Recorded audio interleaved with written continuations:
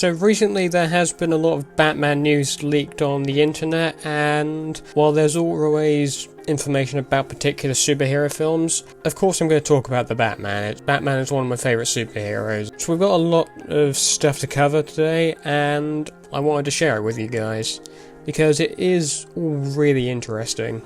So first we're going to start off with one of the most recent leaks.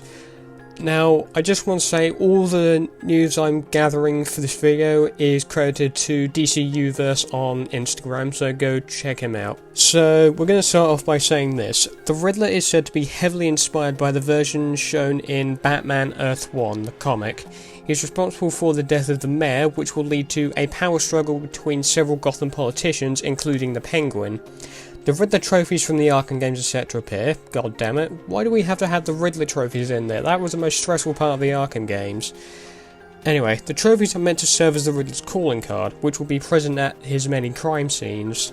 Peter Sarsgaard's character, Gil Coulson, is based off of Janice Porter, a character from Batman Dark Victory, the sequel to The Long Halloween. The Long Halloween was the comic which was apparently going to be adapted for the big screen, which is why I was so hyped about the Batman film in the first place, but doesn't necessarily matter if it's not taking inspiration, but would be cool to see it. There's going to be a big fight scene between Batman and a villain at a park on Halloween night. A giant chessboard was reportedly built before filming was shut down due to the coronavirus pandemic. The Iceberg Lounge from the Arkham games and the other comics will also make an appearance. The Riddler's Suffocation trap from Detective Comics 140 will be one of several traps present throughout the film. Supposed leaked script pages were also said to contain a fight scene between Batman and as a of Penguin's goons within the Iceberg Lounge. Multiple gadgets were also mentioned, such as batarangs and the Batclaw, Batman's grappling hook, and is heavily inspired by the Arkham games and the warehouse fight from Batman v Superman, the Iceberg Lounge fight scene, which is rumoured to be in the film. A large goon named Igor is also present. Could be a reference to Mark 38 from Iron Man 3, though this is DC, so I highly doubt it. And might be inspired by Sickle, one of the Abramovich twins from Batman Arkham City. It is unknown if this is still present in the current draft or they were taken from an older one. Okay, so next up we're going to get into some other details about the film. So this first one is the Batman will apparently feature Riddler's car, which is rumoured to be a black painted Volkswagen Golf with green coloured question marks. And it is rumoured that this film will have 6 villains. Now, if I'm right, forgive me for my memory because I can't exactly remember who the 6 villains are. If I'm right, it was Riddler, Catwoman, Penguin, Firefly, Mad Hatter, and some other villain that I'm probably forgetting. And if Mad Hatter is going to be in the film, apparently he is going to be reinvented as a drug dealer other than the crazy obsessed Alice in Wonderland fan from the book. Also, this is especially interesting, a new version of the Joker is going to face off against Pattinson in the film. However, it's not been confirmed which film he'll show up in. However, I actually know how this is going to play out. So there was a news leak quite a while ago now that Joker would be mentioned by name in the first Batman film, then he will appear in the second and third Batman films as possibly a main villain or one of the many villains that could be rumoured to be in the next few films. And whether we'll see Joker, that would be cool. Who's going to play him? We don't know. Will it be Willem Dafoe? Probably not. I mean, a lot of people seem to want Dafoe as the new Joker. But keep in mind, Dafoe was already playing a character in the DCEU. He was in Aquaman playing some character I don't know. This is just a quick production update about the film itself. According to The Guardian, one of the many newspapers here in the UK, the Batman is allowed to resume production in the UK in July, on the condition that it adheres to social distancing rules and all the lockdown related stuff. So this is also an interesting thing. Apparently the Penguin won't have much to do in the film. Now, I highly doubt that because the Penguin is an interesting Batman villain, and if we go back to a previous news bit I just mentioned earlier, the Riddler will be responsible for the death of the mayor, which will lead to a power struggle between several Gotham politicians, including the Penguin. Whether Harvey Dent shows up, we don't know. He could potentially show up in maybe the second or the third film. If he even turns up, that would be great. I doubt he's going to show up in the first film though, because they're trying to establish the Batman character. Okay, next up we're going to move on to a few more details. Andy Serkis, who's playing Alfred in the film, as well as directing the upcoming Venom sequel. Fun fact, Venom has taken the release date of June 25th next year, which was originally the Batman's release date, and the Batman has of course been pushed back due to the COVID-19 virus. So, Andy Serkis, in this Instagram post, talks about Alfred and Bruce's relationship in The Batman. Now, this source apparently comes from Lad Bible, and when asked whether fans were right to expect a darker, broodier Batman, Andy Serkis apparently laughed. He said, and I quote, "I would say that it's not far from the truth. It's very much about the emotional connection between Alfred and Bruce. That's really at the centre of it, and it is a really exquisite script that Matt has written. So Matt Reeves isn't just directing the film, he is also writing it." Now, I have a whole video explaining Ben Affleck's version of the Batman, so you can go check that out if you really want to.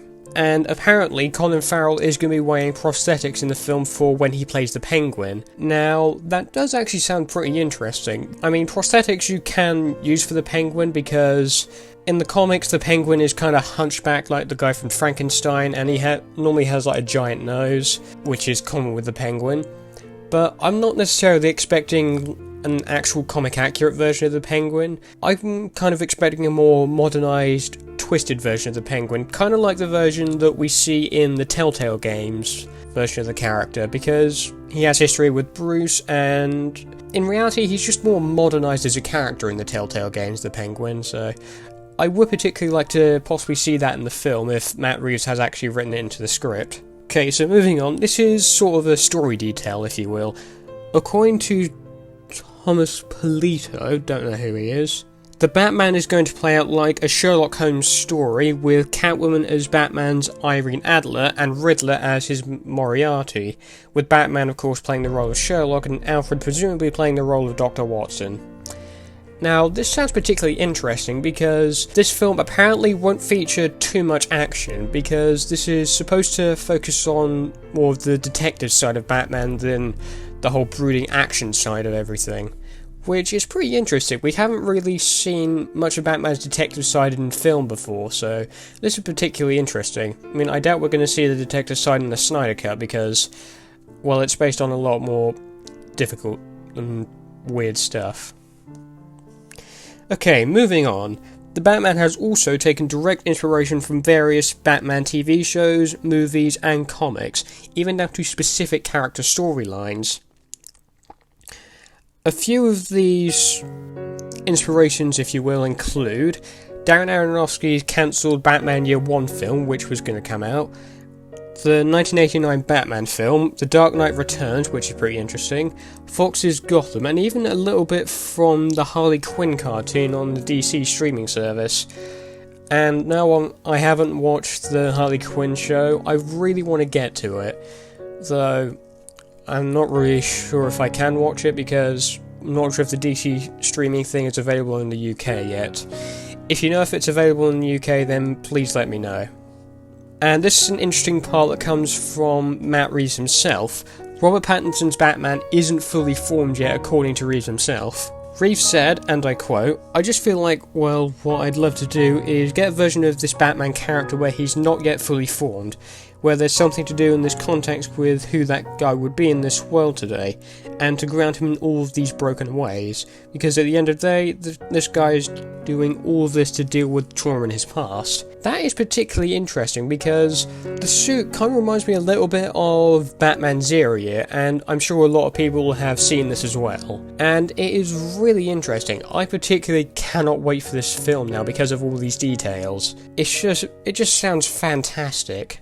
So those are my thoughts on all these Batman details. Does this make you more excited for the film, or for some reason does it not make you excited for it?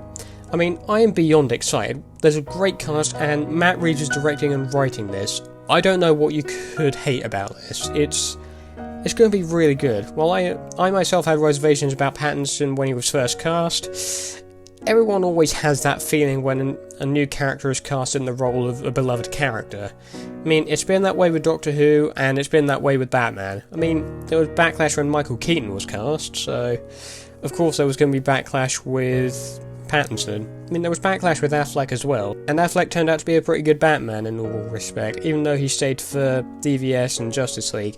I'm not counting his cameo in Suicide Squad, that didn't count. Leave your thoughts about this video in the comments, and I'll see you soon.